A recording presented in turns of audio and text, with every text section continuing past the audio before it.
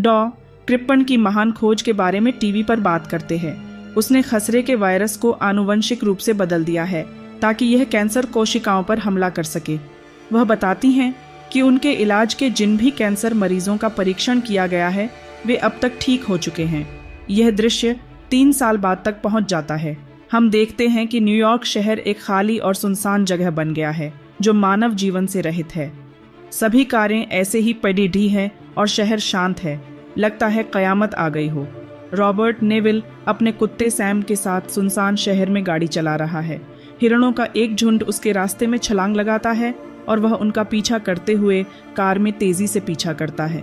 वह उन्हें गोली मारने की कोशिश करता है और हमें एहसास होता है कि यह एक शिकारी है। हिरण अलग हो गया और सड़क पर भाग गया। नेविल एक हिरण का शिकार करने की कोशिश करते हुए पैदल ही उसका पीछा करता है।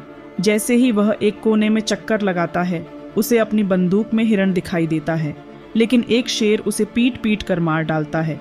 रॉबर्ट इस बात को लेकर परेशान है कि जो शेर घटनास्थल में प्रवेश करते हैं क्या शेर और उसके परिवार को गोली मार दी जाए। हिरण को उनके पास छोड़ देते हैं। इस समय पर रॉबर्ट की घड़ी का अलार्म बजने लगता है और वह सैम को अपने साथ लेकर चला जाता है। हम नेविल का घर देखते हैं। यह अमेरिकी अलग घर है, लेकिन ऐसा लगता है जैसे यह युद्ध क्षेत्र के बीच में था। रॉबर्ट और सैम की शाम सामान्य लग रही है। वे भोजन खा रहे हैं और टीवी देख रहे हैं। कसरत के बाद नेविल बड़े पैमाने पर स्टील शटर के साथ हर दरवाजे और खिड़की को बंद कर देता है, लॉक कर देता है और उसकी सुरक्षा करता है। वह सैम के साथ बाथटब में हाथ में राइफल लेकर सोता है। घर के चारों ओर चीखने चिल्लाने की आवाजें आती हैं। वह सपने देखता है कि कैसे जो, उसकी पत्नी, उनका बच्चा मार्ले और सैम एक रूप से न्यूयॉर्क छोड़ने की कोशिश करते हैं। हम रॉबर्ट को सैनिक की वर्दी पहने हुए देखते हैं। वह वायरस को रोकने की कोशिश करने के लिए अकेले न्यूयॉर्क में रहने का फैसला करता है क्योंकि वह एक सैन्य डॉक्टर है। वे मार्ले को बताते हैं कि वे छुट्टियों पर जा रहे हैं। नेविल के जागने से एक बार फिर अपनी अकेली वास्तविकता का सामना करने के लिए स्वप्न दृश्य बाधित हो जाता है।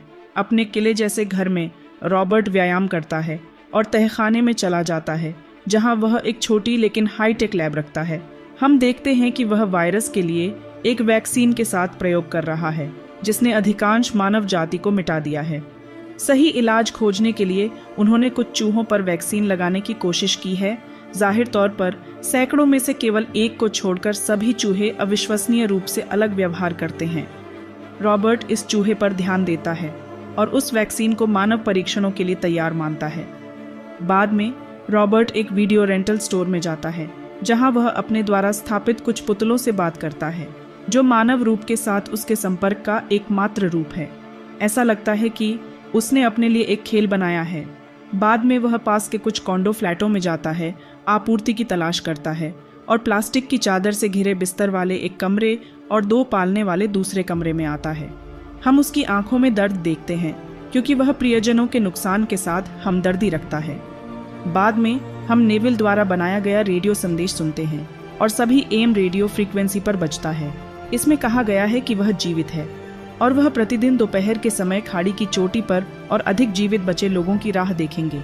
सैम को फिर से एक हिरण दिखाई देता है, इसलिए रॉबर्ट और सैम उसके पीछे जाते हैं। हिरण जमीनी स्तर पर एक पुरानी इमारत में भाग जाता है और सैम उसके पीछे चला जाता है। हालांकि रॉबर्ट ने सैम को रोकने की कोशिश की।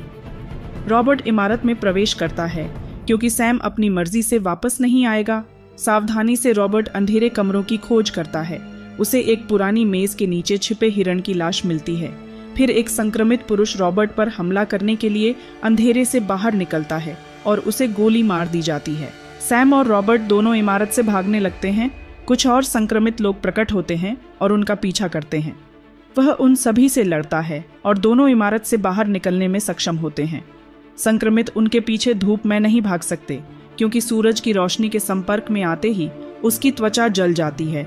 सैम पर चिल्लाने के बाद वह अंधेरे की सुरक्षा में वापस चला जाता है। इसके तुरंत बाद रॉबर्ट एक संक्रमित को पकड़ने के लिए जाल बिछाता है। वह सफल हो जाता है और पकड़ी गई संक्रमित महिला को अपनी प्रयोगशाला में घर ले जाता है।